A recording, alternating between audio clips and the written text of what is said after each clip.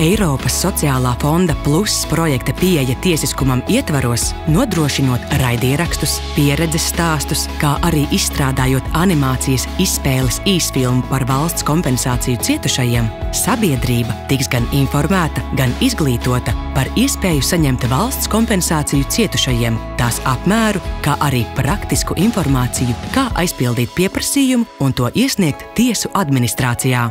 Lai valsts kompensācijas cietušajiem sistēma būtu saprotama ikvienam un viegli pieejama, tiks paaugstināta valsts kompensācijas cietušajiem nodrošināšanā iesaistīto nodarbināto kompetence un prasmes, tai skaitā nodrošinot apmācības saskarsmē ar cietušajiem. Precizējošu informāciju tu vari saņemt zvanot pa tālruņa numuru 8 000 1801 vai rakstot uz e-pasta adresi pasts@ta.gov.lv.